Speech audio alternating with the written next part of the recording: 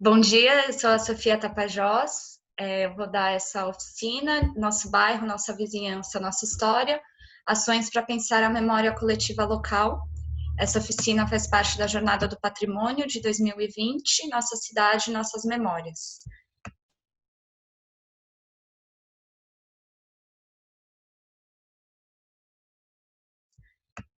Então, eu vou começar falando um pouco o que é essa memória coletiva e local, né? Como eu entendo ela, para isso tudo funcionar. E aí eu vou para alguns instrumentos e ferramentas que podem ser úteis, que a gente pode pensar quando a gente está falando da memória coletiva local, e finalizar com alguns exemplos de lugares, instituições, pessoas que tratam disso, para depois ir para vocês, né, para vocês pensarem um pouco quais são os pontos de memória no bairro de vocês, no cotidiano de vocês. Então, para começar, nessa ideia de memória coletiva local, vou começar falando de cultura, o que eu entendo por cultura nesse sentido. A cultura aqui eu vou tratar dela num sentido antropológico, que é aí, nas palavras da Isaura Botelho, a cultura equivale a tudo aquilo que o ser humano produz, seja simbólica, seja materialmente. Então, nessa definição, cultura é o quê? Cultura é basicamente tudo. Então, se cultura é tudo, ela é feita por todas as pessoas, não é só o violinista da orquestra sinfônica que produz cultura, não é só um artista plástico francês que produz cultura, a cultura ela está muito mais relacionada às ações humanas, então ela é feita por todo mundo, né? Ela fala também do jeito de se vestir, do jeito de se alimentar, do jeito de se relacionar com o seu entorno, e ela tem, a cultura, a palavra, ela tem a raiz nessa palavra em latim que chama colere, que significa cultivo. E essa ideia fica um pouco mais clara quando a gente fala de agricultura, né? Que é essa relação de semear a terra, cuidar da terra, ver a planta crescer, ver a planta dar flores, dar frutos, e eventualmente ver essa planta secar e se decompor no solo da onde ela veio. Então, essa relação cíclica de processo entre um ser humano e a natureza. Só que aí a cultura, ela vai falar não só do ser humano e da natureza, mas do ser humano e suas relações com outros seres humanos. Então, de um jeito talvez não menos abstrato, mas mais bonito, dá para falar que a cultura é essa experiência de si e do outro, através dessas relações de cuidado, de cultivo, essas relações cíclicas, processuais. A cultura permite a gente experimentar a si mesmo e experimentar ao outro.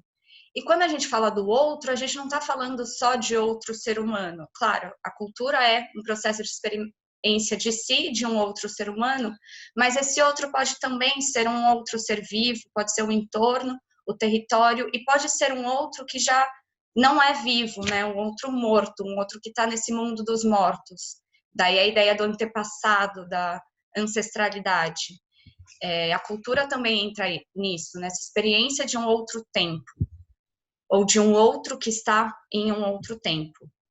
E aí a gente entra na ideia da memória, que aqui eu vou chamar de memória viva. Pode parecer meio contraditório, né, porque eu estou falando do mundo dos mortos e memória viva, e o primeiro questionamento é para saber se a memória ela equivale ao passado.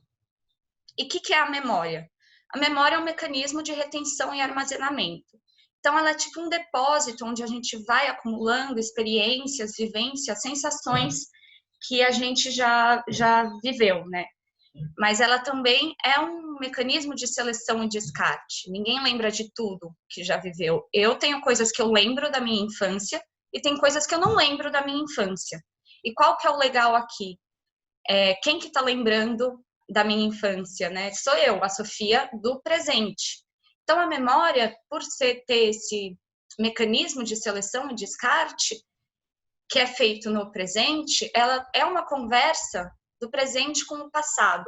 Ela não é um passado fixo, imóvel, que se apresenta para o presente. É o contrário, é o presente que se relaciona com o seu passado a partir aí de uma relação temporal mesmo.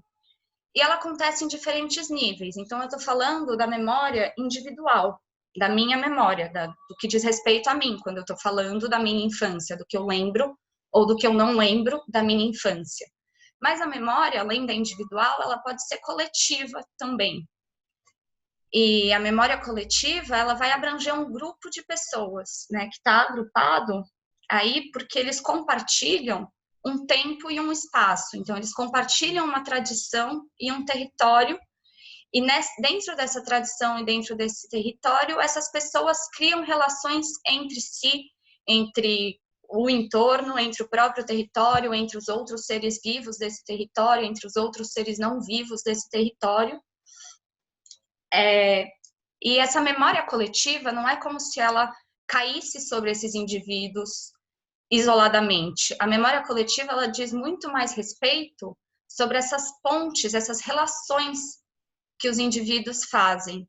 Então, ao mesmo tempo que ela cai sobre essas relações, ela sustenta essas relações porque ela dá algum sentido para elas.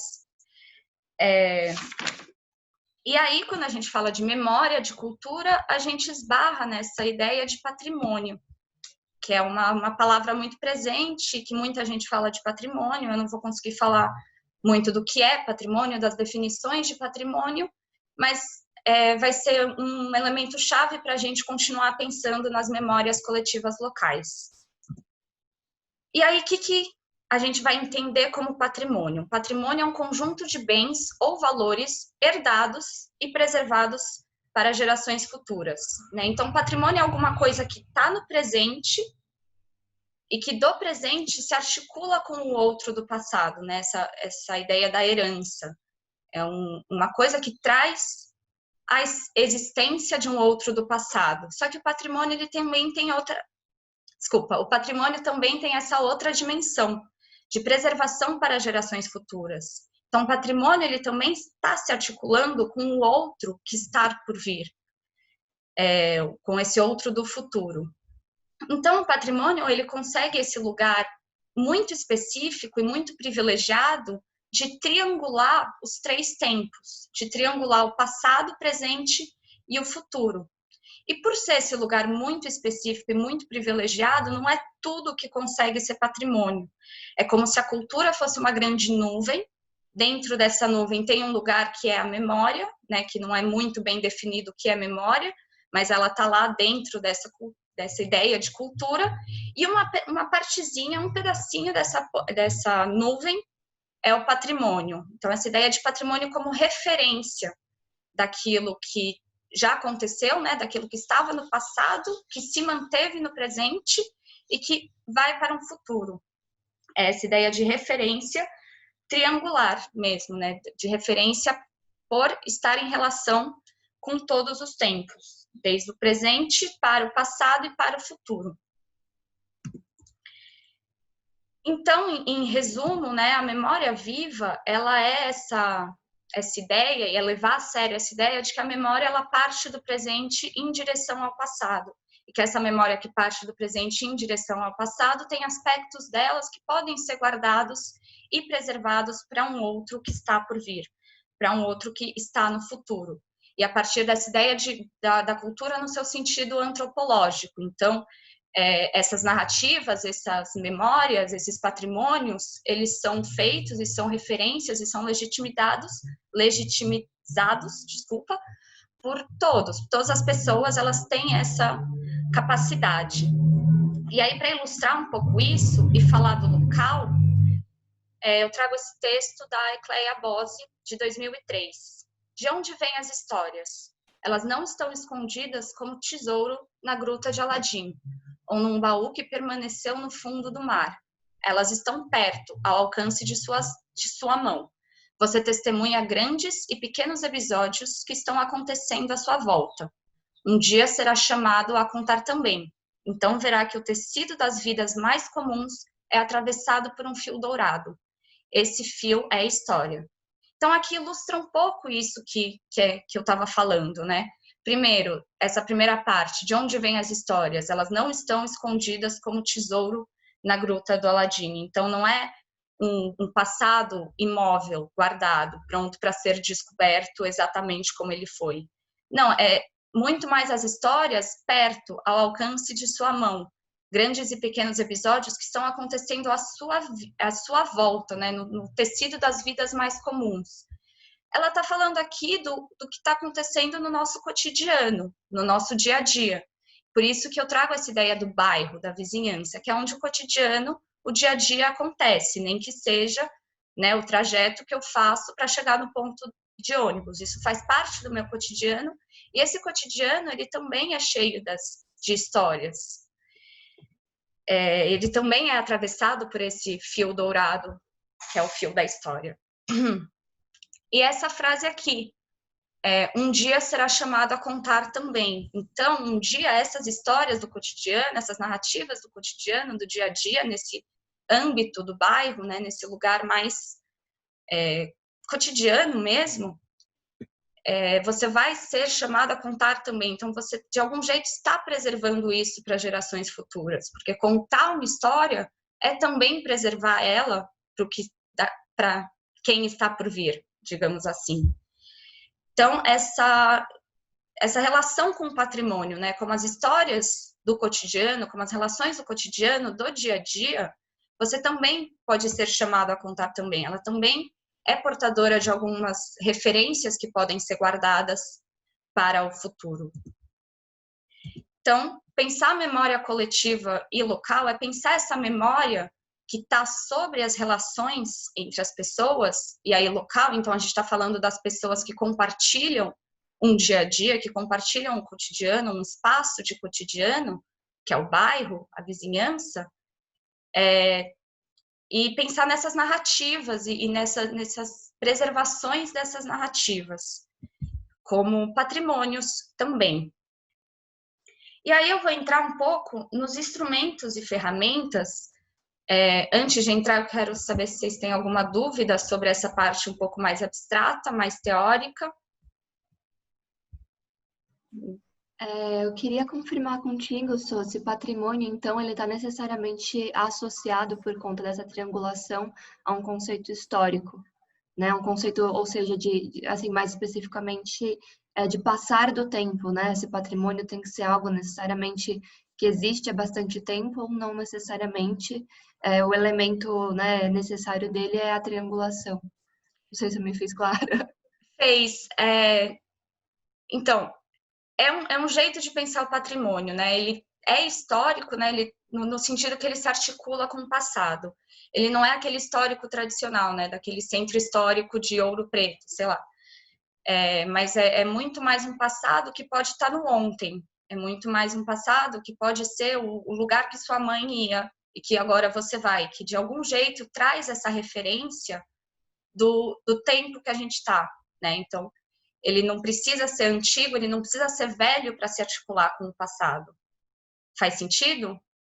Ajuda? Ele está relacionado aí ao passado, mas muito mais com uma ideia de referência desse passado, que pode ser um passado, não precisa ser um passado, né, amplo, um passado de muito tempo atrás. Porque também a gente está falando dessa cultura de todos, dessa coisa que todo mundo faz. Então, todo mundo tem essa relação com o tempo. Faz sentido? Perfeito. Faz tudo. Obrigada. Eu que agradeço. Algo mais? Não? Então, instrumentos e ferramentas, né? Instrumentos e ferramentas, tanto para identificar esses lugares que já são referências, que já tem alguma carga patrimonial, digamos assim, né? Por conversarem com esse outro tempo, com esse outro do passado, que pode ser esse outro do passado de ontem, mas que de alguma maneira tem também essa dimensão coletiva, né? Que não diz respeito só ao seu passado, diz respeito ao passado desse lugar bairro, e jeitos de registrar, de preservar, de garantir essa outra dimensão do patrimônio que pensa no que está por vir. E a primeira coisa a se pensar é que cada região tem suas especificidades. Então, não há uma fórmula única para se pensar a memória coletiva local.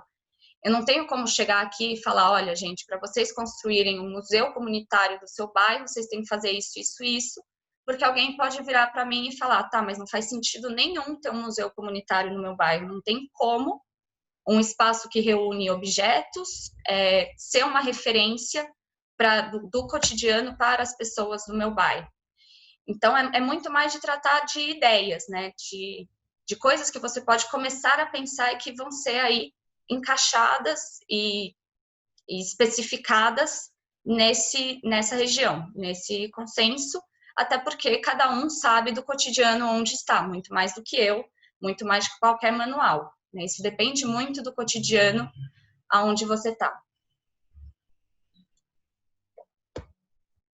E aí começar com alguns disparadores, algumas coisas que já estão no bairro e que trazem essa relação, né, que trazem esse referencial.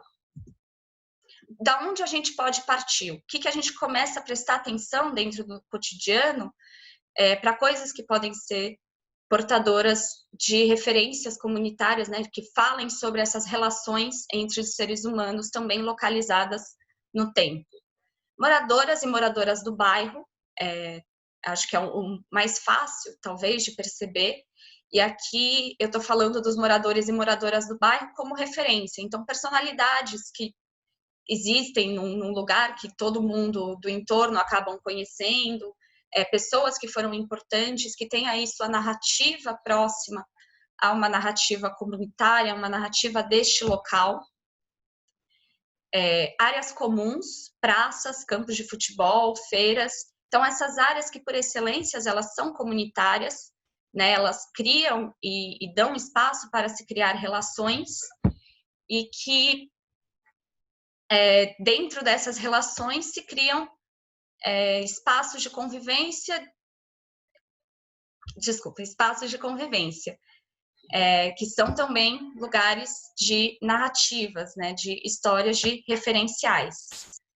A área verde da região, então, como a vegetação do lugar onde você está também pode ser alguma coisa que diz respeito ao seu cotidiano, que diz respeito ao cotidiano de todo mundo que mora lá, desde, sei lá, árvores grandes que estão ali há muito tempo, até um tipo de vegetação que está presente em todo lugar, né? Em todas as casas, sei lá, tem um pé de boldo na frente. Tipo, parece uma coisa muito básica, mas pode ser uma referência dentro daquela vivência, dentro daquele dia a dia. Imóveis e construções, então, esse sentido mais clássico do patrimônio, né, de construções, coisas materiais que tragam uma narrativa temporal, uma narrativa que diz respeito ao local, e festas, celebrações, datas importantes, esse aspecto mais imaterial das referências, né? Alguns bairros, eles têm festas próprias, eles têm datas de inauguração do bairro, não é inauguração, mas enfim, datas que são marcos, são referências para as pessoas que vivem nesse lugar. E essas datas também não são só necessariamente festivas, né, de celebração, podem ser datas que aí falem sobre, né, referenciem um evento traumático, um evento violento, enfim, isso também faz parte da narrativa do dia a dia, isso também faz parte dessas histórias do cotidiano, né, das histórias das pessoas que estão próximas a gente. Então, aqui, coisas que a gente pode perceber a nível individual, né, você andando na sua rua, referências para essa coletividade, né, esse lugar coletivo que é o bairro. E claro que é muito válido e muito interessante você começar a pensar nesses lugares como referências para você, né? Então, como a escola que você estudou, a casa do amigo que você ia, são referências para você, são narrativas que de algum jeito te conectam com o seu passado. Mas aqui a gente está falando da memória coletiva, então dessa memória que sobrecai sobre as relações entre os indivíduos.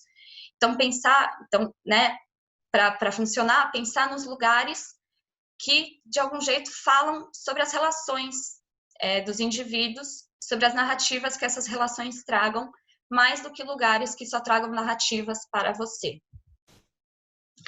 E aí a gente vai para a parte do processo, e tanto o processo quanto o produto vão falar muito mais sobre esse registro, sobre a parte do patrimônio que pensa no outro que está por vir, o outro que está no futuro. E para falar do processo, eu vou falar em criar sentido e construir narrativas a partir daqueles referenciais que você localizou nos disparadores, organizar essas narrativas e socializar essas narrativas. E eu vou me basear, para falar nessa parte dos processos, nessa ideia da tecnologia social da memória.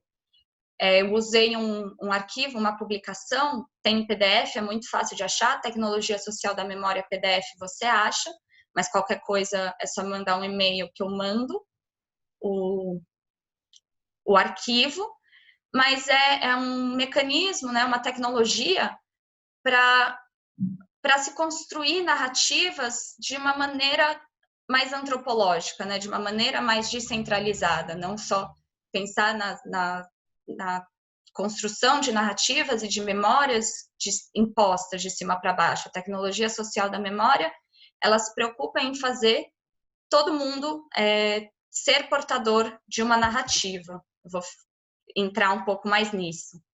Então, ali na página 11 dessa publicação que eu citei, eles definem como tecnologia social da memória um conjunto de conceitos, princípios e atividades que ajudem a promover iniciativas de registro, de memória e ampliar o número de autores na história.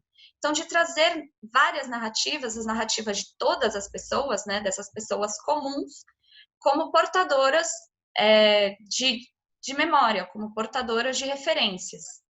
E aí ele tem alguns princípios, né? O primeiro dele, a história é uma narrativa. Então, essa história, o que a gente entende por história, ela também é uma narrativa. E ela pode ser feita por todas as pessoas. Toda história tem valor. Então, não é a narrativa de uma pessoa, de uma figura pública, que vai ter mais valor do que da costureira da minha rua, né? Toda história tem valor. Todas as pessoas são produtoras de cultura, porque cultura são todas essas relações simbólicas ou materiais que o ser humano tem. Ela também fala muito do uso das narrativas históricas no cotidiano, né? De como as narrativas históricas, elas não têm um lugar próprio para estar, elas não precisam estar no museu, né? Eu falei do exemplo do museu comunitário, mas as narrativas históricas, elas podem ser aclopadas no cotidiano, no dia a dia. Inclusive, principalmente aquelas que falam do próprio cotidiano, do próprio dia a dia. E a tecnologia social da memória traz esse percurso de construir, organizar e socializar as narrativas, que acontecem em diferentes dimensões. Então, ela vai trazer instrumentos e mecanismos para se pensar a narrativa individual. Então, como você experimenta a sua existência, como você experimenta a sua existência e a existência do outro, mas ela também fala de uma memória coletiva, de uma narrativa coletiva a partir dessas narrativas individuais. Então, ver o que tem de comum nessas narrativas individuais. Essas são mais ou menos as diretrizes da tecnologia social da memória, que eu acho que é um instrumento que por falar de todas as histórias, né, por legitimar essa produção descentralizada de narrativas, faz muito sentido no ambiente do dia a dia, né, no bairro.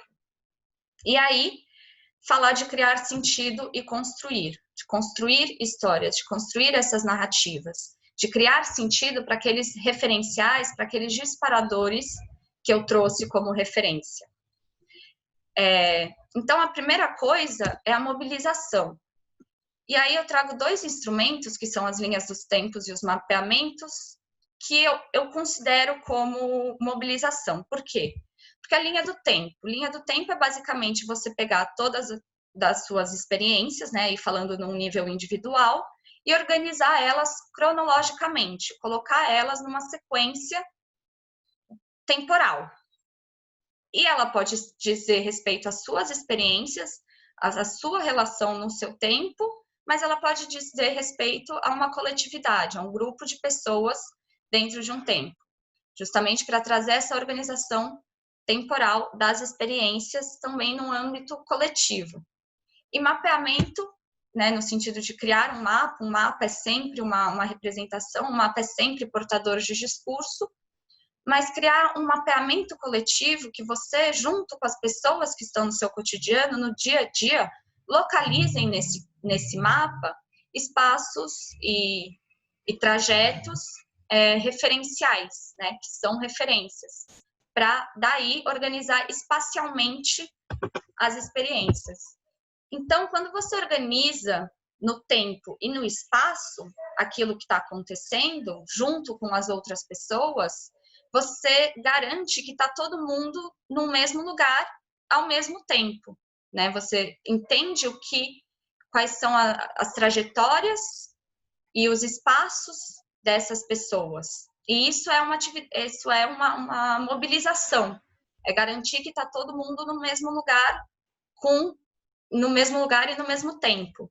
E aí a publicação da tecnologia social da memória traz esse exemplo para falar também das diretrizes do projeto, para garantir já no começo que, além de estar no mesmo espaço e no mesmo tempo, está todo mundo ali querendo a mesma coisa, né? Que é aí produzir narrativas e perceber narrativas de referenciais do bairro. Então, ele sugere essas perguntas para meio que nivelar esse processo. Então, que memória queremos registrar? Por que queremos registrar essa memória? Para que queremos construir essa história? Que material consultaremos? Quem vamos entrevistar? Para quem queremos contar nossa história? E como vamos socializar nossa narrativa? Então, as diretrizes, né, o que fala do que vai ser feito ali, o que vocês estão fazendo e por que vocês estão fazendo isso. Então, pensar a mobilização como um jeito de deixar todo mundo entendendo, né, o que está acontecendo ali, e deixar todo mundo entendendo o que está acontecendo ali de uma maneira coletiva, de uma maneira comunitária. Não é você chegando lá e falando, olha, essa é a linha do tempo que eu construí sobre o nosso bairro, esse é o mapa que eu construí, essas são as diretrizes do que eu quero desse projeto. Pensar também nessa parte de mobilização como já o começo de uma coisa coletiva, então de já trazer os tempos, experiências, espaços e projetos das pessoas que estão construindo isso junto, né? É uma coisa importante de falar, né, que esse processo ele tem que ser coletivo também, não basta ele falar de algo coletivo. O processo ele é muito mais interessante, muito mais bonito e muito mais válido, legítimo para o bairro, para a comunidade, se o bairro e a comunidade tá participando nisso, tá colocando nisso o seu tempo, o seu espaço e as suas diretrizes. E aí, depois da mobilização, a gente vai para esse lado de construir histórias. Então, de efetivamente transformar isso em narrativas. E nessa parte de construir histórias, vocês vão coletar documentos, fotos, objetos e identificar espaços e construções que considerem parte de sua história. Nesse caso, documentos, fotos, objetos, espaços e construções que dizem respeito à história daquelas relações, daquela comunidade, daquela vizinhança. E a partir daí também coletar e produzir narrativas. Então, coletar narrativas significa procurar, além desses documentos, além dessas fotos, além desses objetos, outros elementos que tragam essas narrativas, né? Aí entra a história das pessoas, principalmente. Então, só para não ficar tão abstrato, pensar naqueles disparadores, por exemplo, um campo de futebol. Tem no seu bairro um campinho de futebol que você ia quando você era criança e você vê seu irmão indo hoje. Esse campo de futebol é um espaço de referência, né, no seu bairro, para você. É onde você encontrava seus amigos, onde você encontrava outras pessoas do bairro e onde você vê o seu irmão indo hoje. Então, para construir uma narrativa sobre esse campinho de futebol, o que você pode fazer? Você traz documentos, fotos, como era esse campo de futebol, como ele é agora, o que, sei lá, construções, tinha esse prédio antes e agora não tem mais, ou não tinha esse prédio e aí esse prédio foi construído. E aí nesse processo, né, antes de mobilização, você conversa com seus amigos que iam jogar futebol com você nesse campo e vocês juntam, e você lembra quando colocaram o ponto de ônibus perto do campo de futebol? Ou você lembra quando choveu e a gente não pôde jogar durante uma semana porque o campo de futebol estava alagado. Então, a partir desses espaços, né, nesse exemplo, a partir do campo de futebol, vocês vão coletando e vão aumentando esse acervo de narrativas sobre esse campo. E entrar um pouco mais nessa história de coletar narrativas, dessa parte de deixar as pessoas serem a história que as pessoas contam virarem patrimônio. Então, um jeito de registrar essas experiências a partir da fala, a partir das narrativas das pessoas, para uma preservação, para guardar para um futuro. E, de novo, ressaltar uma coisa que eu já disse, às vezes contar uma história já é preservar ela para o futuro. Mas aqui é como a gente está falando de registros, a gente vai falar de não só de contar, mas de registrar materialmente essas narrativas.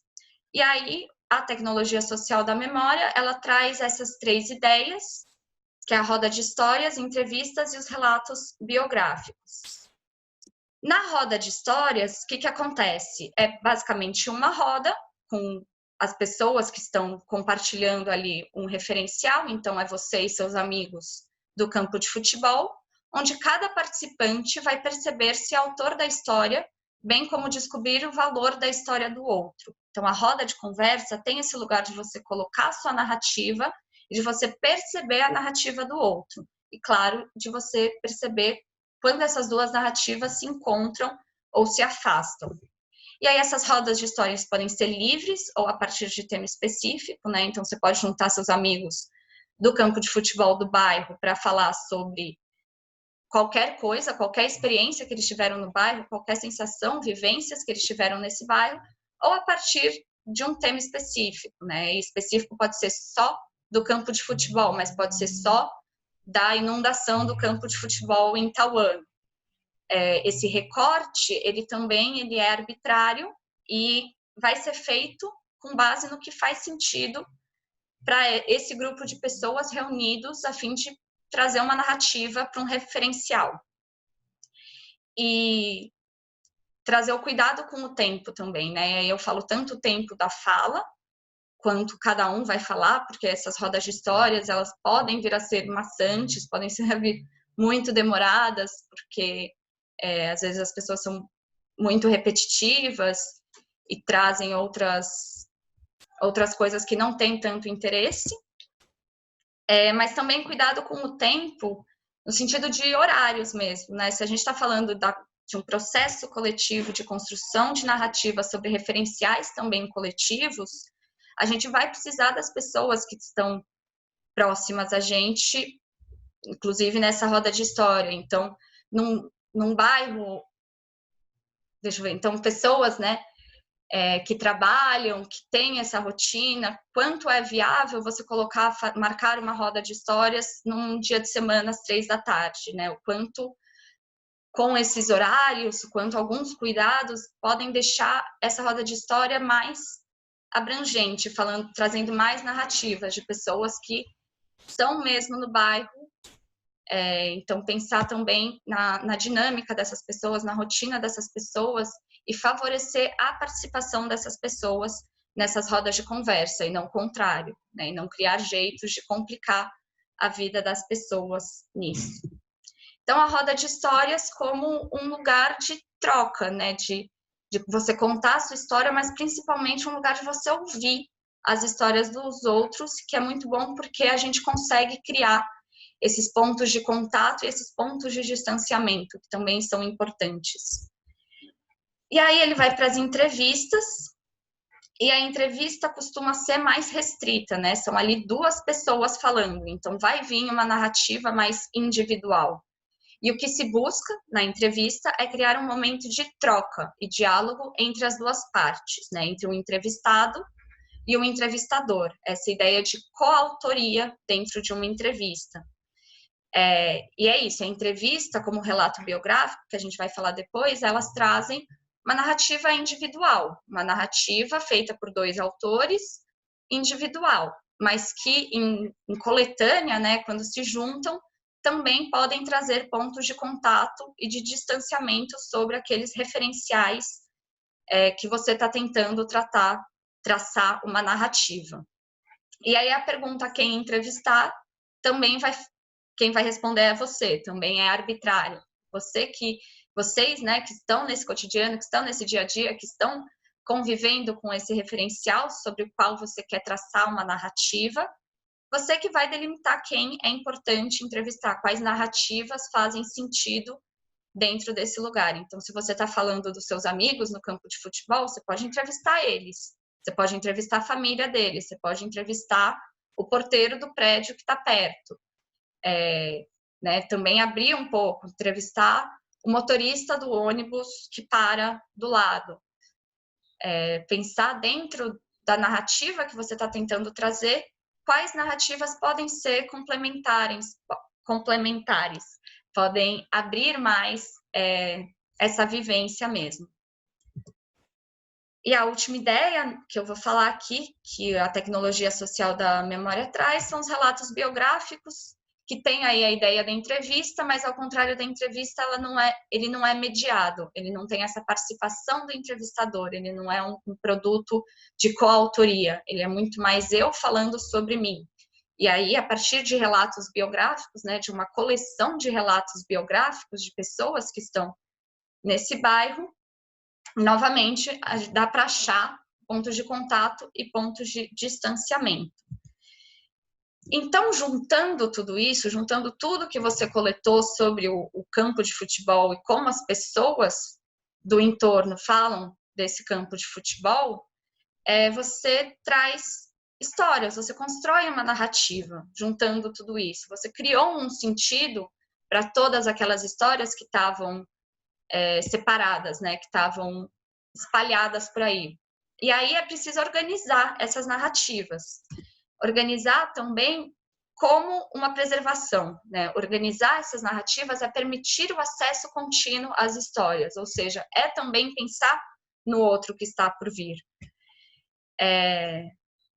Então, preservação e organização das histórias, daquelas narrativas que você coletou, que você construiu, né, na última parte, e criar algum sistema para que você e os seus amigos do campo de futebol e as pessoas do bairro consigam localizar e entender essas histórias. Então, tem aqueles clássicos, né, catálogos, fichas, gravações, esses sistemas de organização que, de novo, é arbitrário. Você precisa ver o que faz sentido dentro do lugar onde você está.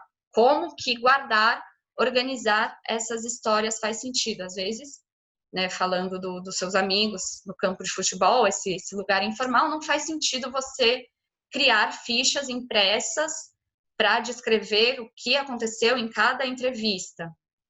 Faz mais sentido você gravar cada entrevista e deixar isso numa pasta. E aí eu trago essa ideia das bases digitais compartilhadas, que podem ser muito úteis nesse sentido. Então, aproveitar esses mecanismos virtuais que a gente tem acesso para organizar essas narrativas. Então, criar uma pasta no Drive, campo de futebol. E aí você faz uma pastinha para cada entrevistado e uma pastinha, né, você sobe todos esses documentos que você fez, todas as linhas do tempo, os mapas coletivos. De algum jeito, você permite o acesso a essas histórias de uma maneira organizada, para que o acesso seja efetivo, seja só um monte de narrativas jogadas que não fazem sentido e que não tem uma organização aí. Então, você e seus amigos do campo de futebol acharam esse referencial, o campo de futebol do seu bairro, juntaram documentos, juntaram fotos, juntaram narrativas sobre esse espaço, perceberam pontos de contato, pontos de distanciamento, organizaram isso tudo com algum critério que faz sentido para vocês, e aí chega a hora de socializar. E com socializar, eu vou falar dos produtos. E só lembrar que ali no começo eu falei da cultura como um processo, né? Daquela ideia da agricultura, processo cíclico. Então, apesar de estar diferenciado aqui, né? Ter uma bolinha para processos e outras para produtos, essas duas ideias, elas estão meio juntas, né? Durante o processo, você já vai criando o produto. Uma entrevista, ela já é, de certa forma, um produto. Uma entrevista gravada, ela é um produto. Mas pensar no produto mais como aquilo que socializa a narrativa que você construiu, né? Então, o conteúdo... Então, ele transforma o conteúdo narrativa em uma ocasião de comunicação com o público. Esse momento de comunicação, ele não é mais importante de todo aquele processo, toda aquela ideia de construir história. Ele é uma outra parte desse processo. Ele não é mais importante ou menos importante que isso. Era isso. Então, jeitos de transformar esse conteúdo, tudo que você e seus amigos do campo de futebol juntaram para uma comunicação com o público. E quem é esse público? Esse público são os seus amigos do campo de futebol e você também.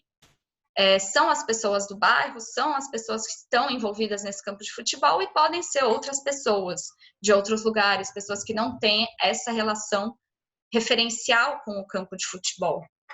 Mas pensar nesse público abrangente também.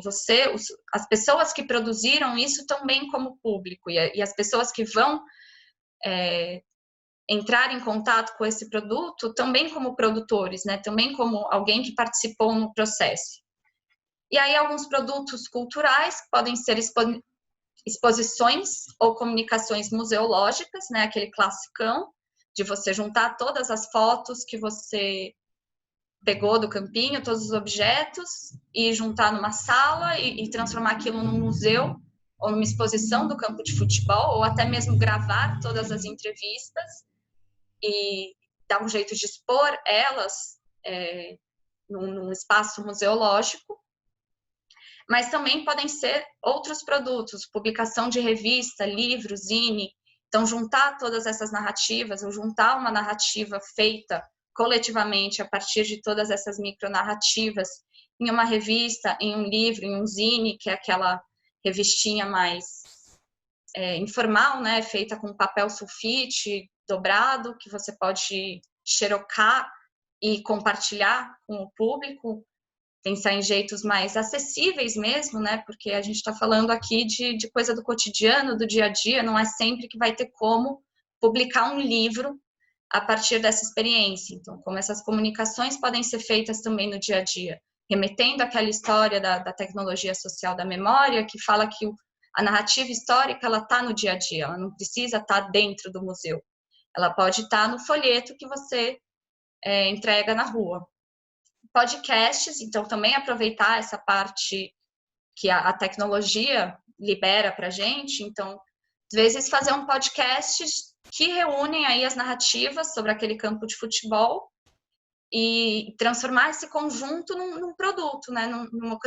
Numa ocasião de comunicação com o público, a partir aí, né, de uma gravação apenas da voz dessas narrativas. Perfil e páginas em redes sociais, então, às vezes, vale criar um Instagram que vocês tragam todas essas narrativas, que vocês criem esses pontos de contato com as narrativas, e intervenções no espaço público, trazer para o espaço público, para além do folheto, para além da zine, intervir mesmo. Então, sei lá, lambes ou performances ou atividades que aconteçam no espaço público que remetam a essa narrativa que vocês construíram. Então, de maneira geral, esses instrumentos e ferramentas, eles trazem, né, a localização de um referencial, então aquilo que já é referencial dentro de um bairro, por já trazer todo um conjunto de bens e referências, né, herdados no passado, aquela parte do patrimônio que conversa com o outro que já veio, e como registrar isso e como garantir que isso se preserve para o outro que está por vir, a partir dessa construção de narrativas e da socialização desses produtos. E aí eu vou tratar de alguns exemplos, né, lugares que usem a tecnologia social da memória, ou espaços que viraram referências dentro de uma comunidade, dentro de um bairro, dentro de uma cidade, e que tem esse registro para gerações futuras, ou lugares que produzam esses registros para as gerações futuras, enfim, alguns exemplos. Antes disso, eu queria saber se tem mais alguma dúvida por hora sobre os instrumentos e ferramentas, sobre a tecnologia social da memória. Não? Tudo certo? Então, tratar um pouco desses exemplos e referências. O primeiro que eu vou falar, na verdade, é esse ponto de muitos pontos, que fala do ponto de cultura. Os pontos de cultura, eles são uma política pública, que eles estão aqui como exemplo, porque eles se baseiam muito nessa história de memória viva, de cultura antropológica, porque eles partem da ideia que a noção de cultura implica em criatividade local, seleção e renovação pela comunidade. Eles são uma política pública, os pontos de cultura é uma política pública que legitima esse papel da comunidade em criar seus próprios referenciais, em criar as ferramentas, os métodos para preservação para o futuro. Então, ele dá para a comunidade o poder de definir o que é patrimônio e o que não é. E ele legitima isso a partir, né, do poder público. Então, é muito mais uma ideia da comunidade localiza seus patrimônios e o poder público reconhece. Reconhece, né, e em conjunto com a comunidade potencializa isso que já está acontecendo lá. E aí o Célio Turino, que foi quem pensou nessa política de pontos de cultura, aí que foi, só para localizar, que foi implementada durante o governo do Lula, quando o Gil era ministro da Cultura, o Gilberto Gil era ministro da Cultura, e o Célio Turino foi o técnico, né, especializado em trazer essas ideias que viraram hoje os pontos de cultura. E ele fala, o objetivo é esse mesmo, desesconder o Brasil, acreditar no povo, potencializar o que já existe. Busca sofisticar o olhar, apurar os ouvidos, ouvir o silêncio e ver o que não é mostrado. Então, uma política pública justamente para desesconder o Brasil, para ver o que já está lá, ao invés de chegar e falar, olha, isso é patrimônio, isso não é, olhar para a comunidade, ver o que a comunidade já fala, já entende, já legitima como patrimônio e, a partir disso, potencializar o que já está lá. Então, esse exemplo de como a memória viva e a cultura no sentido antropológico, elas também estão permeadas dentro de políticas públicas. E aí eu vou falar da história de vida como patrimônio do Museu da Pessoa. O Museu da Pessoa foi a instituição que implementou a tecnologia social da memória. Então, todas as diretrizes do Museu da Pessoa são baseadas na tecnologia social da memória. Então, é um lugar virtual, é um site que tem um acervo virtual que reúne as narrativas das pessoas comuns, né? Das pessoas do cotidiano, as narrativas do dia a dia, e trazem valor para essa narrativa. E aqui tem o print de algumas coleções do Museu da Pessoa, então coleções, esse conjunto das narrativas que eles agruparam. E, por exemplo, Belo Horizonte Surpreendente, né? Essa junção de narrativas sobre Belo Horizonte, narrativa das pessoas que estão em Belo Horizonte, que vivem em Belo Horizonte, que fazem seu cotidiano em Belo Horizonte e que, enquanto coleção, trazem uma narrativa da cidade de Belo Horizonte surpreendente. Ou Memórias da Zona Norte, Porto Alegre, Memórias Compartilhadas. Então, o Museu da Pessoa, ele é uma instituição que já está aí existindo faz tempo, que tem um trabalho muito grande e muito positivo de legitimar essas narrativas das pessoas, de deixar as pessoas como produtoras de sua própria memória e produtores de uma história a partir disso. E juntar essas micronarrativas em coleções que dizem respeito a um espaço maior, né? Que aqui tem o exemplo das cidades, mas tem o exemplo da Zona Norte, e poderia ter de um bairro, tá? Essa junção das narrativas sobre um bairro. O próximo é a Casa das Crianças, que é um ponto de cultura, né? É reconhecido como ponto de cultura. Então, aquela ideia do Célio Turino, né? Eles reconheceram isso como um ponto de cultura, então tem uma ajuda institucional na existência, na manutenção da Fundação Casa Grande, mas quem legitima a existência da Casa Grande, quem lida e gere a Casa Grande são as pessoas do local. Ela está localizada em Nova Olinda, ali no Cariri, no Ceará, e ela funciona como Fundação Casa Grande desde 1992. E o Célio Turino vai falar sobre esse lugar. É um ponto de cultura dirigido por crianças e jovens que promove a mais extraordinária experiência de protagonismo juvenil que conheci e faz com que o mundo esteja ao alcance de suas mãos. Então, só mostrar a casa para vocês. Esse lugar era um museu, ainda é um museu, mas ele era só um museu até em 1992, Museu do Homem do Cariri. E as crianças de Nova Olinda, as crianças e jovens, começaram a ir no museu, e o casal que tinha esse museu começou a aceitar essas crianças, e cada vez mais essas crianças e jovens participavam das atividades de gestão, de administração, de, enfim, criar sentido para esse lugar. Então, as próprias crianças e jovens da comunidade fizeram desse lugar um referencial.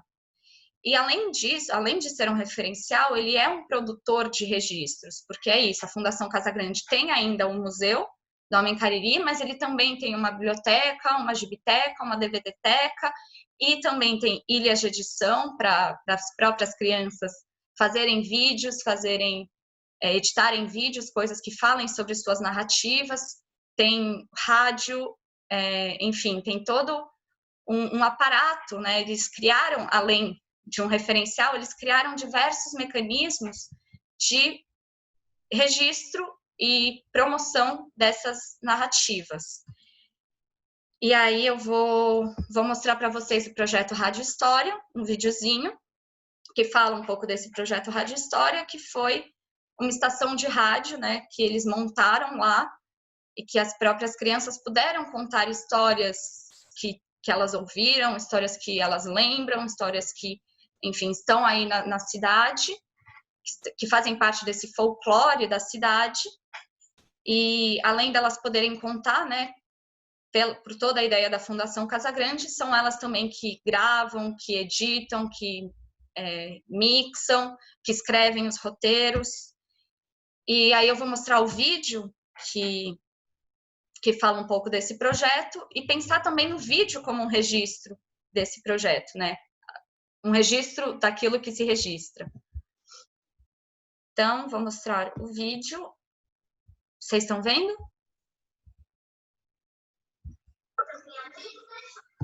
Vocês estão ouvindo? Vocês ouviram, né? Quando eu dei o play? Ouvi não. Só ver. Claro que não houve, porque haveria de ser fácil, né?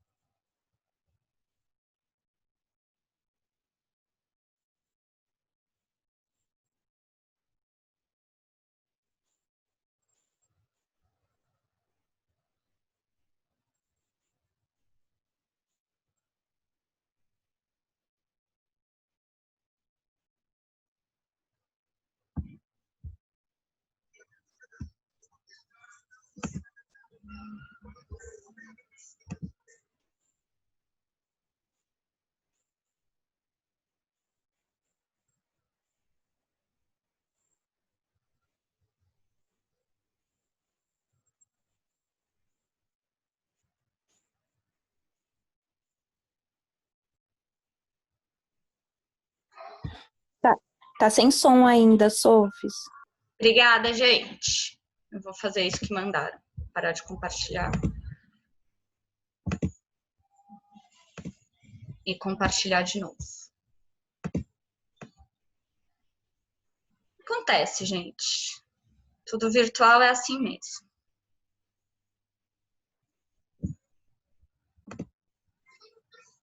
Agora.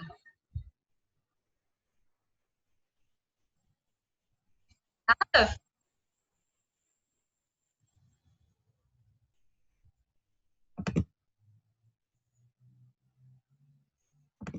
Então, pera, eu vou tentar mais uma vez. Compartilhar. E aí eu tenho o quê? Tem uma opção, dá pra... Ah, achei. Share Computer Sound, que tal? Agora vai, gente. Aqui na floresta só entra quem a gente deixar. Eu não falo pra ninguém. Eu juro, Cocororé. E eu aprendi no Rádio História, eu aprendi de tudo um pouco. Eu participei da área de criação dos roteiros, eu participei da área também da gravação das histórias, que todo mundo participou. Fazer roteiros, escrever peças e trabalhar com pessoas em grupo. Na história da Botija, eu tive a participação de ser a narradora. Então eu tive essa experiência de como ter essa formação, de como falar, né? De como imitar o personagem, o narrador. Então para mim foi essa vivência e uma aprendizagem de como fazer essa narração. No Rádio História, a gente aprende histórias, brinca,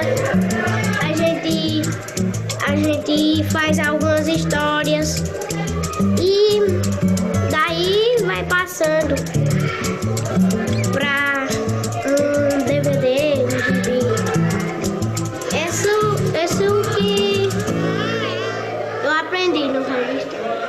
Uma coisa que eu sempre gosto com a vinda desses projetos para a Fundação Casa Grande é a interação das crianças e os jovens nas atividades que o projeto realiza dentro da Fundação. O que eu mais gostei no Rádio História foi a parte de gravações das histórias e também a de edição e produção dos roteiros. Eu gostei das gravações porque cada um teve 3 papéis e também teve muitas histórias interessantes. Foi 5 histórias, a gente fez um trabalho coletivo e também eu gostei muito.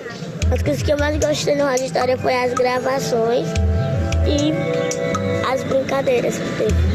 Eu gostei de tudo, né? Porque de tudo eu tive um pouquinho de experiência. Mas o que eu mais gostei mesmo foi as gravações ter sido gravada com as próprias crianças, elas mesmas imitando. Eu gostei muito legal, muito bonito, assim.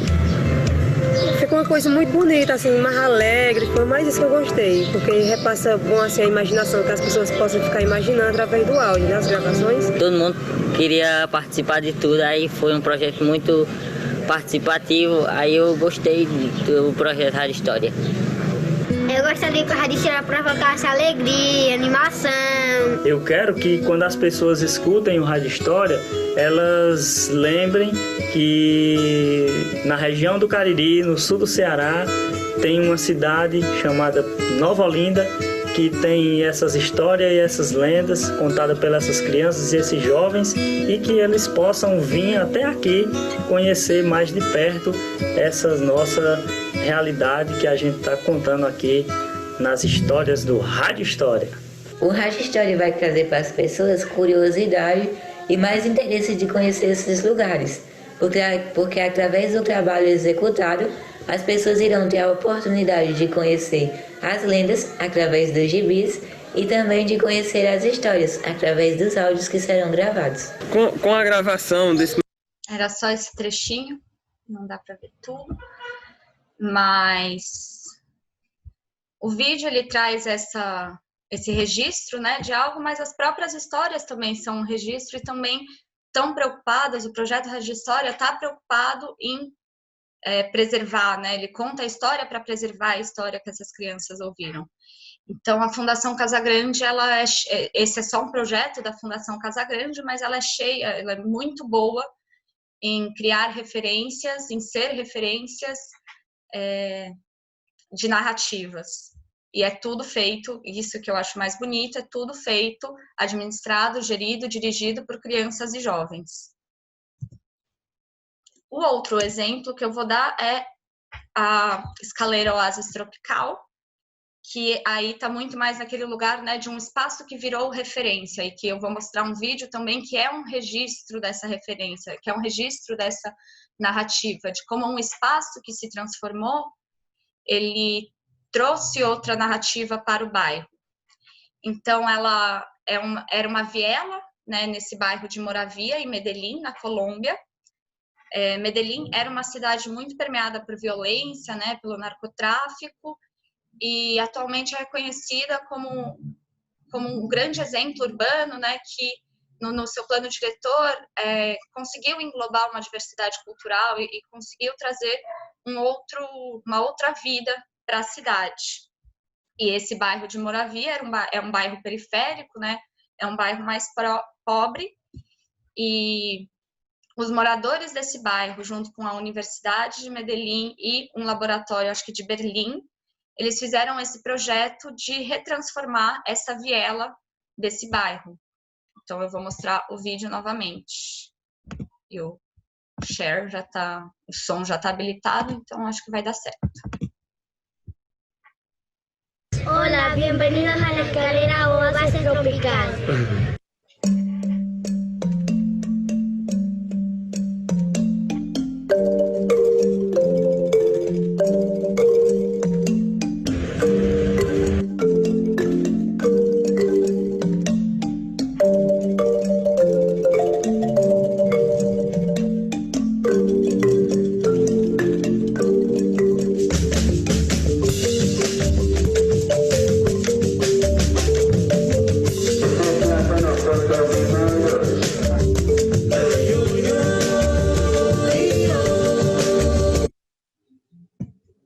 O vídeo ele trava mesmo, não é minha internet, nem a internet de vocês. Ele é assim mesmo por algum motivo.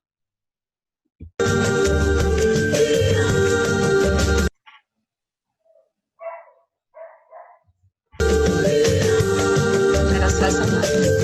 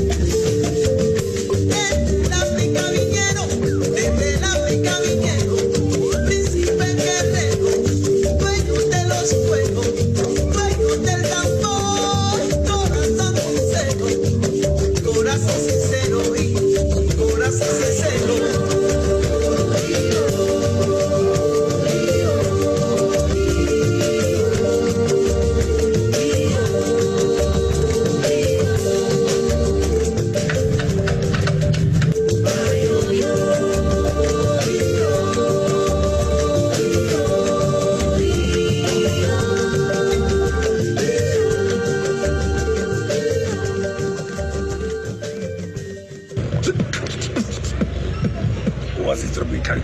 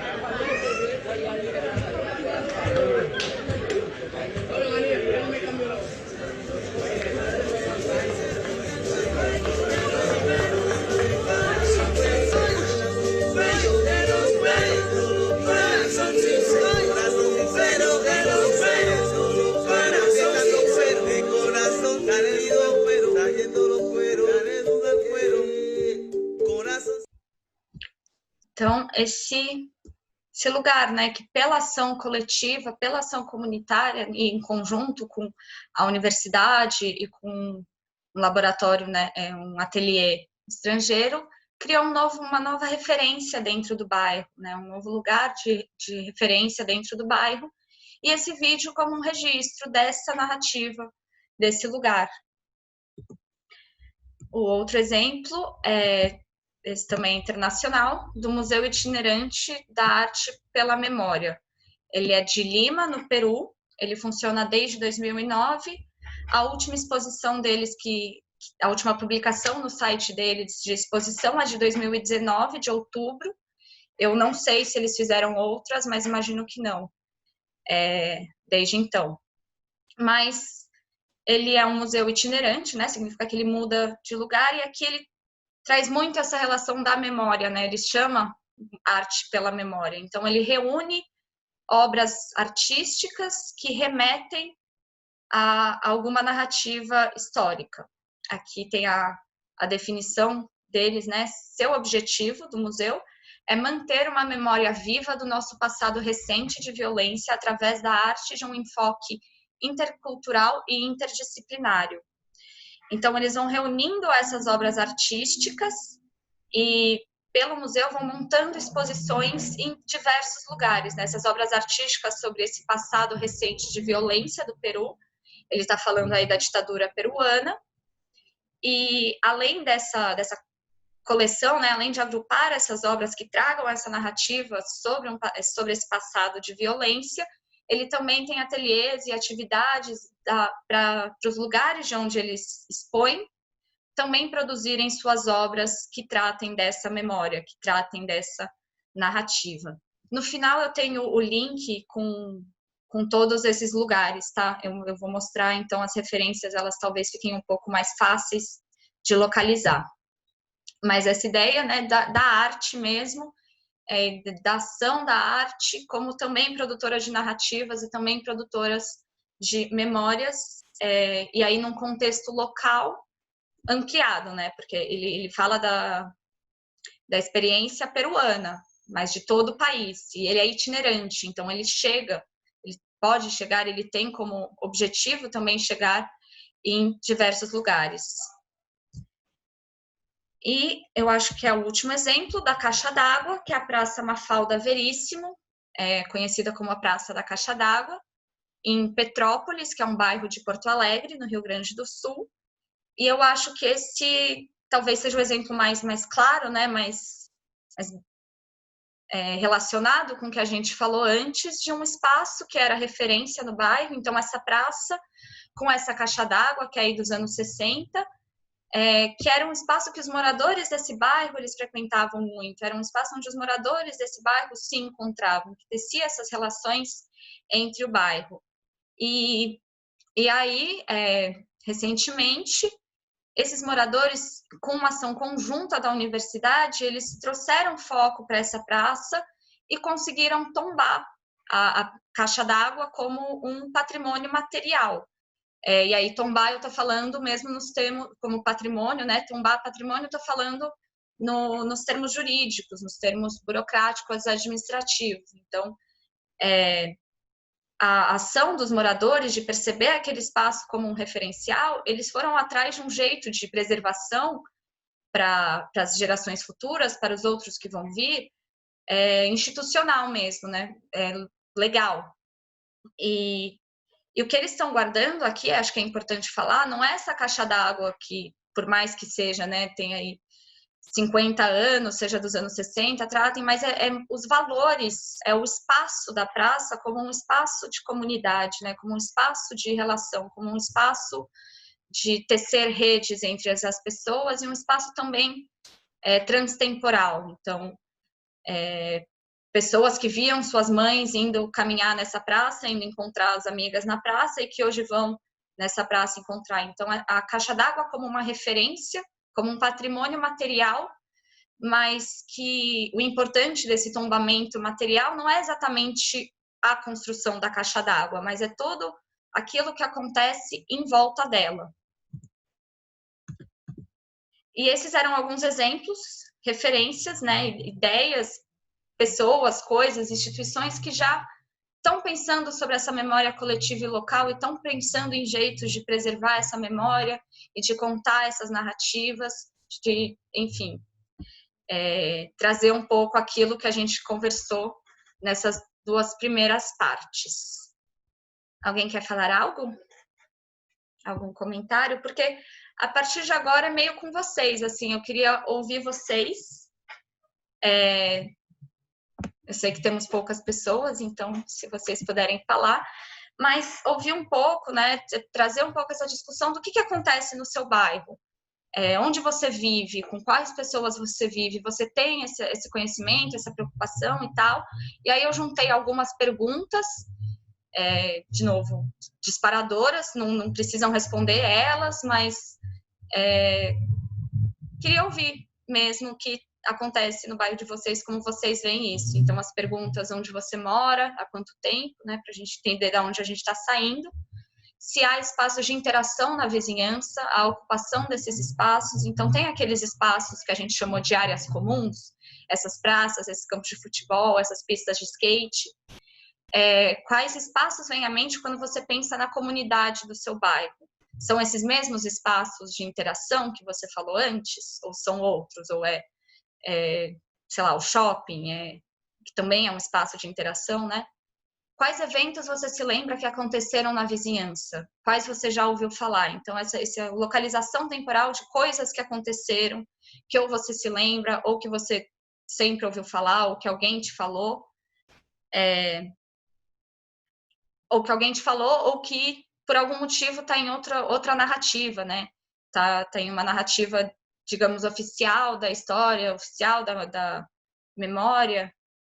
Como você, no cotidiano, se relaciona com isso, e se há alguma iniciativa comunitária no seu bairro, pique aquela que a gente viu na Escaleira Oásis Tropical, ou se há alguma instituição cultural ou de memória, pique a Fundação Casa Grande, algum lugar que se proponha a articular arte e memória e comunidade.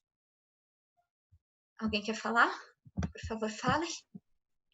Eu acho que eu posso começar, só que eu já estou aqui com a minha carinha no sol. Obrigada a você. Antes, eu queria te parabenizar pelo conjunto da exposição. Eu acho que é um tema extremamente relevante, né? E pensando alto as reflexões que ele me proporcionou enquanto você foi falando, do quanto é importante a gente discutir isso hoje, né? E num contexto de megalópole, num contexto extremamente urbano, né? Porque eu tenho a impressão, eu falo impressão porque eu não tenho propriedade técnica para falar que eu estou, né, me pautando numa propriedade técnica, mas que com o avanço da globalização houve, na realidade, uma imposição de cultura, né, pelas transnacionais, e uma consequente alienação da nossa memória local e coletiva. Né? Então, muitas vezes é algo que está lá presente todos os dias, escancarado, basta a gente reparar, registrar, reunir, e isso não é feito, né? Porque existe essa idealização do outro, né? Em vez de um reconhecimento da gente em nós mesmos. Né? Então, eu acho que isso é um debate extremamente urgente de ser feito, especialmente aqui na América Latina. E aí traçando um paralelo, né, com outras culturas em que isso já é muito óbvio. Então, se a gente for para os povos tradicionais, a cultura, né, o conhecimento todo é produzido dessa forma. Uhum. Os líderes são grandes acumuladores de conhecimento de cultura e já é atribuído a eles todo esse valor. Então, acho que é um esforço que a gente tem que fazer aqui também, né? A gente tem muito o que aprender com a gente mesmo e com essas outras culturas. Então, antes disso, essa reflexão, acho que eu fiquei, enfim, brisando na sua apresentação, e eu agradeço de você ter dado esse tipo de instrumento, né? O como, né? Que é o que eu acho que estava faltando. Que é importante, a gente sabe, mas como isso pode ser feito?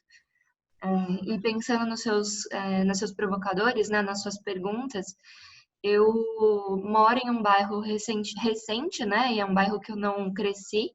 Eu moro no Morumbi.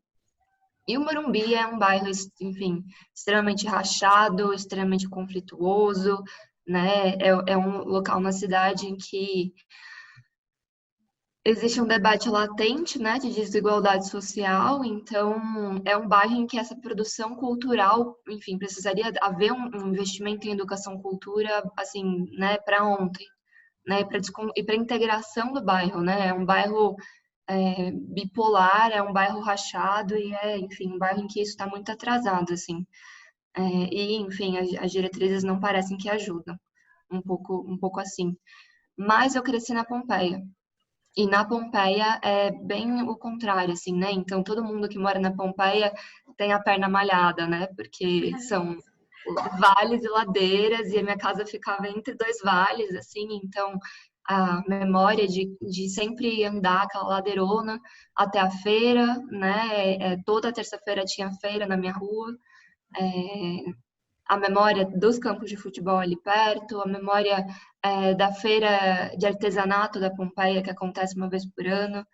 Eu tenho uma memória de rua ali desde que eu consigo lembrar, assim.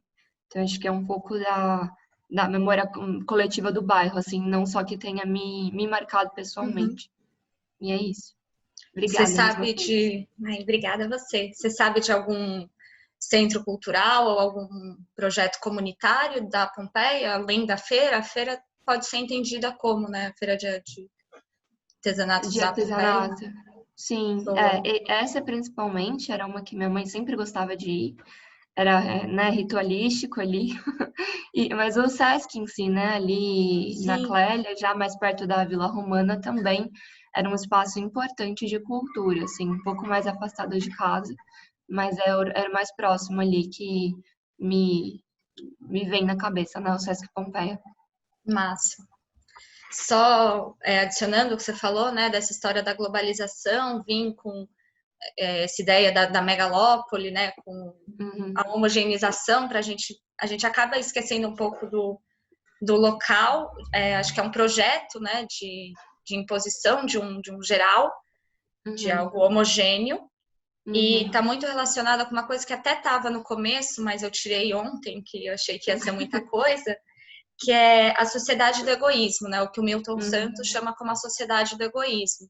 Então, como há algum tempo, o modelo de sociabilidade, ele introniza o egoísmo como filosofia de vida superior, né? Esse lugar do indivíduo acima do cidadão, de ser um indivíduo, de ser um usuário, de ser um comprador, mais do que ser um cidadão, mais do que estar atento ao local, né? Enfim, essa sociedade de alguém que fala cidadão, não, né? Eu não sou cidadão, eu sou engenheiro civil, melhor que você. Não lembro como ela falou, mas pensar nessas outras sociabilidades e nessas outras subjetividades que estão um pouco em um outro lugar, que não é essa ideia que pautou a globalização, essa ideia da sociedade do egoísmo, são outras sociabilidades que são essas que você trouxe, que já falam do comunitário por excelência, né? Que são magas em falar do comunitário. Faz muito sentido isso. Arrasou. Obrigada. Eu também tenho alguns pontos. Primeiramente, parabéns pela palestra e tal. Algumas coisas vão realmente ficar na memória, como essa casa de cultura que você trouxe para a gente. Esqueci, no Cariri, né, que fica realmente um vídeo maravilhoso. É linda. É maravilhoso o vídeo, e o melhor é saber que eles que fizeram, né, esse vídeo, que não foi a equipe do Luciano Huck que foi lá gravar o vídeo com eles, né?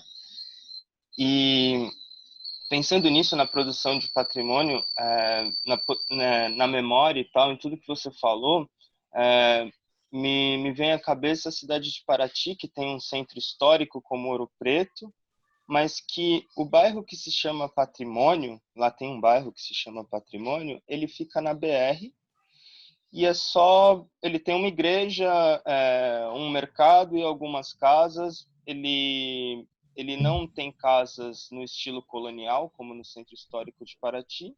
Ele tem apenas uma igreja antiga, e ele se chama Patrimônio. Então, ele me veio à mente durante a palestra muitas vezes. E pensando nas perguntas disparadoras sobre o bairro, em como lugares de interação como a arquitetura, o urbanismo, ele muda a relação das pessoas, né, com a cultura. Eu moro no Campo Belo e o Campo Belo ele tem o aeroporto, né, de Congonhas em uma das suas fronteiras. E o Campo Belo é um bairro sem praças, sem locais de convivência, Os locais de convivência aqui, eles são locais privados, né? As pessoas, elas se sentam nas padarias, nos bares. É também um bairro como o Morumbi, com muita desigualdade social. Então, você vai ter prédios fazendo fronteira com favelas, né? Prédios de luxo, não prédios construídos pela prefeitura e tal. E aqui caiu um avião há pouco tempo, não muito tempo, e no lugar desse avião fizeram um memorial, né? Ele já traz essa ideia de memória no nome, chama memorial, aí tem a data do acidente, que aconteceu em julho de algum ano, memorial, alguma coisa de julho. E lá se tornou um local de convivência, de interação, né? E também um contato das pessoas desse bairro com essa história, né? que acontece, que está tão tangente, né? E na época a prefeitura colocou luzes no chão que representavam essas vidas, né? Que se apagaram. Então, esse é um local de memória e de convivência desse bairro, né? Infelizmente, um dos únicos e, infelizmente, um que tenha nascido de uma tragédia, né? Então, esses pontos que eu gostaria de ressaltar. Que não saiu de uma tragédia, mas nem por isso é menos digno ou menos viável transformar em narrativa, né? Massa. E você falou de Paraty, né? Eu acho que também nesses lugares, nessas cidades menores, com centros históricos e com lugares efetivamente tombados, né? Que tem esse reconhecimento legal, como a memória fica muito condicionada a um centro, né? Como esse bairro Patrimônio, ele muitas vezes é dissociado das suas memórias coletivas locais, porque eles pensam nas memórias de um outro bairro, que é a memória de Paraty, também diz respeito a eles, mas acabam, né, colocando para trás as relações e as referências que eles têm no dia a dia, que muitas vezes não é no centro histórico. Sim. Há uma centralização, sim, né, das memórias e até me espanta que tem essa consciência de colocar esse nome, né, nesse bairro e de não associar todas as memórias coletivas e de patrimônio a simplesmente aquele centro histórico onde as construções são coloniais, que é meio que a regra, né? Uhum. Total, também. Cai naquilo que a gente falou de homogeneizar uma narrativa, uma história, uma memória só com base numa parte da cidade, né? Num jeito de ver o passado. Maísa? Eu que agradeço. Maísa se foi ao ser citada, Maísa voltou. Maísa, você quer falar alguma coisa? Eu quero, sim. Deu uma travadona aqui. Eu falei, cadê? Eu pensei até que tinha caído. Caiu, né, na verdade, mas voltou. Caiu, mas você voltou. Isso. Então, aqui no bairro que eu moro na Coab de Arthur Alvim, Coab 1. Ele é um bairro novo, ele é um bairro que tem 40 anos só. E a maioria, e eu tenho 40 anos, eu moro aqui desde que o bairro foi inaugurado. E tem muitos moradores aqui também que são da época da inauguração do bairro. Então, aqui na Coab, da época que ela foi construída, ela tem vários centros comunitários. Eu acho que tem uns 3 centros comunitários aqui na Coab. Porém, hoje eles andam meio que... Eles não são mais utilizados como um lugar para as pessoas irem lá conviver, né? Que é centro de convivência e centro comunitário, né? São mais utilizados, assim, tem alguns cursos de artesanato, tem dança circular, tem coisas assim, só que é tudo mais voltado para atendimento das UBSs, que aqui também tem vários, que usam, por exemplo, nos tratamentos psiquiátricos, direcionam as pessoas que precisam de uma continuidade de terapia, fazer esses cursos lá. Então assim, a comunidade não se apropria tanto. Vai mais essas pessoas que às vezes estão em tratamento e utilizam esses espaços. A gente tinha um centro esportivo aqui, que a gente chama de Matraca, que era um lugar de lazer e cultura, mas era meio que abandonado pelo poder público, entendeu? E agora foi construído um CEL, começou a ser construído na época da gestão do Haddad, depois ficou um tempão parada na gestão do Dória, e conseguiram terminar agora, no final da gestão do Bruno Covas. Que ele foi construído do lado desse Matraca, que era o centro esportivo, para poder fazer um complexo sol cultural. Então, é um espaço que ainda não está sendo usado, até por causa da pandemia, não está fechado, mas vai ser inaugurado em breve para a população em geral. E agora tem um lugar de memória que é muito, que aí sim é vivenciado desde aquela época de quando inaugurou a Coab e vem até hoje, é o Negritude, que é um time de várzea de futebol, e ele é muito forte, né, culturalmente aqui na Coab. Agora, no início da pandemia, foi feita até uma festa dos 40 anos do Negritude. E o ano passado, a galera aqui da Coab montou um grupo no Facebook para falar sobre o bairro, para reunir as pessoas de antigamente, que vieram morar aqui. E foi muito legal, acabou virando um grupo bem disso, de resgate de memória. As pessoas começaram a colocar fotos de quando os prédios foram construídos e as casinhas e como que era antigamente, as primeiras escolas, e as pessoas começaram a trocar memórias, falar sobre como que era antes, dos maiores acontecimentos do bairro que aconteciam, e inclusive também, bem no início da pandemia, as pessoas iam marcar um encontro de se encontrar, sabe? Iam fazer um super encontro, um super evento para fazer essas trocas pessoalmente. Só que aí veio a pandemia, foi tudo cancelado. Então eu acho bem legal isso, de ser um bairro novo, que tem 40 anos, então as pessoas têm ainda toda essa vontade de reviver e de trabalhar toda essa memória. Aqui eu vivo, até assistindo, assim, parabéns, adorei toda aqui a sua palestra, achei o máximo. Gostei de todo esse roteiro que você deu, porque eu sou uma pessoa que eu e meu marido, que a gente vive, nossa, a gente precisa construir outras coisas aqui na Coab, porque ela é muito grande, ela tem muitos espaços, tem uma praça enorme e que a população ocupa, né? Só que não tem só que não é uma praça que tem eventos, sabe? As pessoas ficam lá sentadas, conversando, brincando, mas assim, não tem estímulos assim mesmo na praça, e ela podia ser melhor aproveitada culturalmente. E a gente pensa em muitas coisas, e tem um muralzão que passa por detrás de todos os prédios, que a gente até fala, nossa, as pessoas saem daqui para ir lá no beco do Batman tirar uma foto.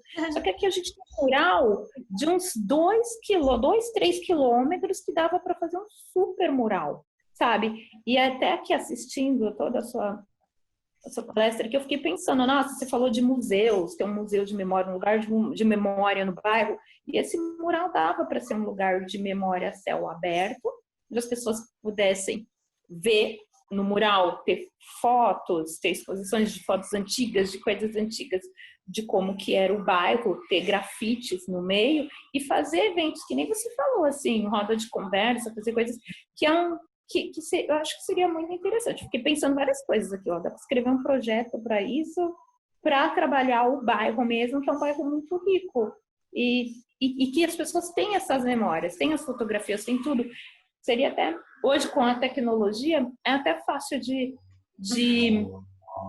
de recolher esse material e ainda aproveitar os moradores que ainda estão aqui, que poderiam gravar vídeos, gravar áudios, contando suas histórias. Eu achei maravilhoso até ficar pensando nisso, eu me diverti.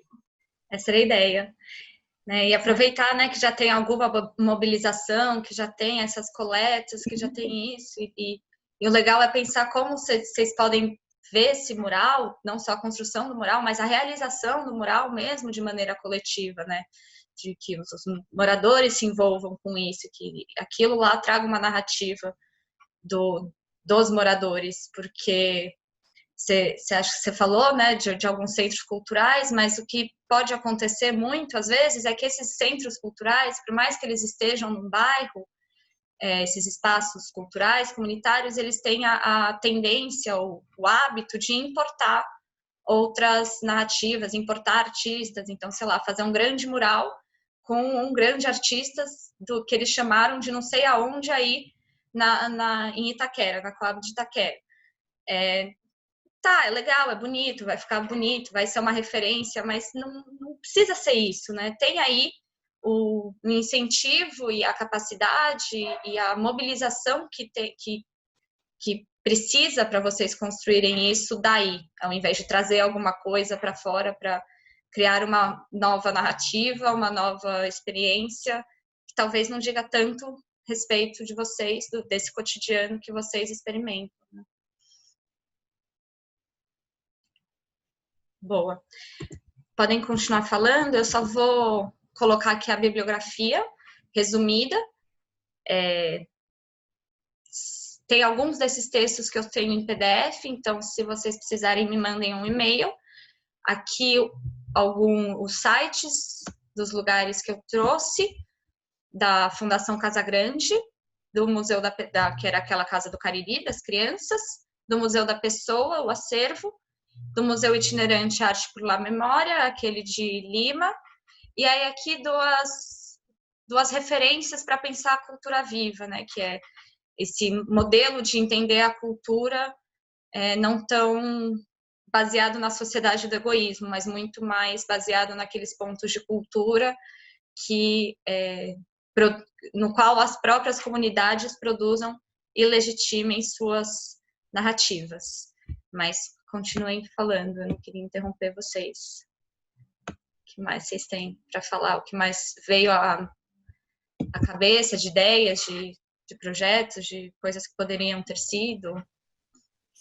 Então, só para complementar, você falou até de trazer artistas que é da própria comunidade e tal, e justamente trazer, quando eu penso assim nessas coisas, eu pensei, sabe, em trazer pessoas que saíram daqui, por exemplo, Rincon Sapiência, ele morava aqui na Coab 1.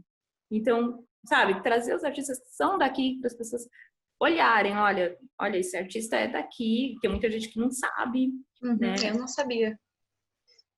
Ele morou aqui. Então, tipo, trazer... Eu tava viajando aqui num projeto, e é legal, né? Só complementando mesmo. Nossa, com certeza. Nossa, então, mas é total isso, assim, né? Que nem o exemplo dessa Fundação Casa Grande me fez remeter na hora, né? Porque um projeto que é gerido por crianças e jovens faz ali uma fazendinha mesmo, né? No sentido de cultura de cultivo, assim, de cultivo desses talentos e como meio de vocalização desses talentos também, para que o bairro, a partir do conhecimento deles, criem cada vez mais talentos assim, né? Não sei, também pensando alto, mas... Com certeza. Enfim, só pensando junto. Depois, se você puder compartilhar, enfim, toda a bibliografia, eu agradeço. Posso. É um estudo, assim, para ontem mesmo. E eu acho que, assim, a coisa imediata aqui, olhando, né, pela janela do Morumbi, é a luta da seguração do funk como um movimento cultural brasileiro, né? E como um estilo musical reconhecido culturalmente, mesmo tombado. Não sei se tombado é a palavra adequada, né? Mas a gente vê juridicamente aquele PL absurdo, né? Da criminalização do funk. E o que a gente precisa fazer, né? Quais são os instrumentos jurídicos que estão ao nosso dispor para a gente lutar institucionalmente também contra esses movimentos anticulturais mesmo, né? E não movimentos de contracultura. Então, o que é preciso ser feito, assim, acho que também é uma pergunta. Primeiro, né, pensar que esses movimentos não culturais, né, anticulturais, eles estão baseados nessa, de novo, né, na ideia de que tem coisa que é cultura e tem coisa que não é cultura. Exato. Que é o que a gente tenta desmontar desde o começo. Mas o patrimônio, né, enquanto categoria jurídica, legal, você provavelmente vai poder falar mais disso com mais propriedade do que eu, mas ele reconhece, desde a Constituição de 1988, ele reconhece como patrimônio aquilo que é referência para a comunidade, para um grupo formador do Brasil, né? Então, nesses termos, o funk, ele é um patrimônio imaterial, né? Ele tem essa referência dada pela própria comunidade. Mas, enfim, os movimentos para barrar isso, os movimentos para falar não, só é cultura o que eu falo que é cultura, são muito fortes, são muito grandes. Enfim, mas juridicamente o patrimônio está amparado por essa ideia também de referência. E de referência dada pela própria comunidade desde 88. Não sei se ajuda, mas é o que eu sei do... Não, ajuda. Eu acho que a Constituição de 88, né, que é a Constituição que a gente apelida de cidadã, não é que é isso, né? Não é que desde 1988, ou seja, a partir de 1988, que a gente tem esse tipo de proteção, né? Mas que é inclusive um argumento pernicioso, assim, em termos de outros direitos assegurados pela Constituição, tipo de demarcação de terras indígenas, né? Que a gente fala não é um marco temporal, né? É só aonde ela começou a ser explicitamente reconhecida. E eu acho que com a cultura é a mesma coisa, né? A gente usar de uma proteção constitucional, que é a maior proteção que a gente tem na nossa legislação, como um instrumento para trazer eficiência, né? E trazer proteção à nossa cultura. Eu acho que é por aí. Sim.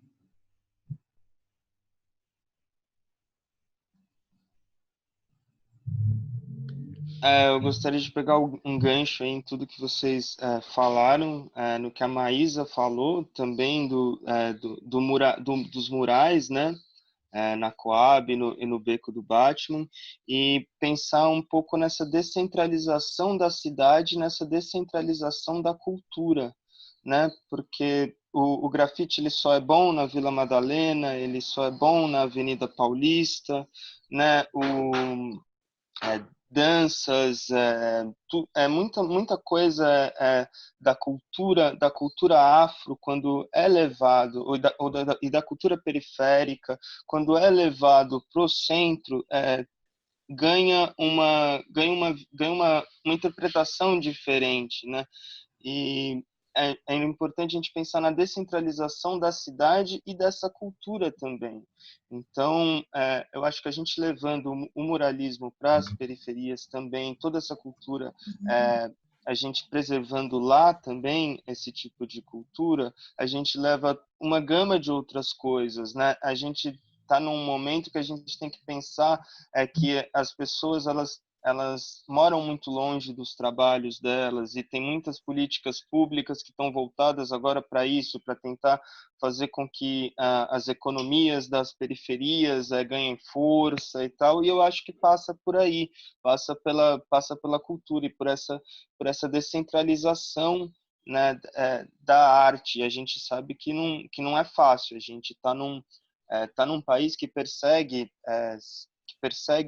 muito coisas que ele acha que não é cultura, como a Lari falou, deu exemplo do funk. A gente tem absurdos como há alguns anos atrás eles queriam proteger, entre aspas, as galinhas que eram sacrificadas em religiões afro. A gente está falando do país com o maior, que mais mata bois no mundo. E a gente está falando de um país onde, por exemplo, sacrifícios em rituais judaicos são amplamente aceitos, eles acontecem. A gente está falando de um país onde a religião católica, por exemplo, também usa o vinho em suas cerimônias. Mas o que foi perseguido é essa galinha que é sacrificada e tal. Então, da mesma forma, acontece com o funk, né? Que ele é perseguido. A gente está num país onde capoeira já foi proibido, onde violão já foi vagabundagem. Então, a luta, apesar dela ser diferente, ela é meio que a mesma, né? Porque os mecanismos de censura eles estão aí, de apagamento mesmo, né? E também de apropriação, né? Então, essa cultura rica que as periferias têm, às vezes ela é levada para o centro e se apropriam disso e fazem muito dinheiro com isso, enquanto o lugar de onde saiu aquele artista e tal acaba sendo meio que esquecido, né? Então, acho que a descentralização da cultura é muito importante para uma cidade preservar a sua memória e para empoderamento dos indivíduos mesmo, né? Desses indivíduos produtores de cultura, e que eles se reconheçam como o que eles são, né? Produtores de cultura e de uma memória, né? Um patrimônio mesmo. Com certeza. Aí você falou isso, né, de ter espaços para o grafite, que a Vila Madalena tá tudo bem ter grafite, que na Paulista isso é uma construção, isso é tudo, tal. E é um modelo, né, de valorização da periferia que é comum, que está no senso comum, mas que é muito esquisito, que vamos valorizar a periferia trazendo a periferia para o centro, ao invés de se preocupar com mecanismos para que a periferia seja um novo centro, né? Um centro micro. A gente não está falando da megalópole, que a gente já tem muita gente falando da megalópole, já tem muita gente falando de uma cultura globalizada, de tudo. Então vamos tentar falar de outra coisa, né? Vamos esquecer os centros e tentar criar novos centros menores, mais coletivos, mais locais. Eu acho que é muito importante isso, né? Porque é uma outra visão de cidade. Em vez de você deixar uma cidade com isso também em termos culturais, né? Uma cidade com um centro e com várias bolinhas que são a periferia e é único, né? Mas de aumentar essas bolinhas que são a periferia para que essa transição não seja tão necessária, para criar novos centros que façam sentido e que se relacionam dentro dos bairros, né? Dentro dos locais. Faz muito sentido.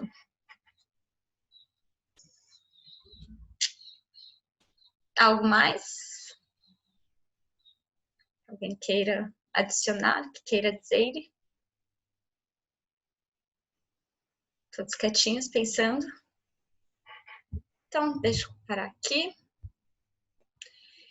Então, gente, era mais ou menos isso. Trazer essas ideias, né? Essa noção dessa memória coletiva, dessa memória local e pensar isso como alternativa mesmo, essa sociedade do egoísmo, que ela já está muito aí, já está muito exaltada, já está muito colocada e a gente não precisa mais dela porque ela mostrou que ela não faz nenhum sentido. Então, de criar a partir do local, do dia a dia, do cotidiano, né, esse fio dourado da história, e como isso também tem outros desdobramentos políticos, sociais, econômicos, que, enfim, aí vai depender de vocês. Tá bom? Então, muito obrigada pela presença. Obrigada pelas palmas. Obrigada. Muito obrigada. E bom domingo a todas e todos. Igualmente, Parabéns, pessoal. maravilhoso. Parabéns. Obrigada. Ótima semana para vocês. Para todos nós. Até mais.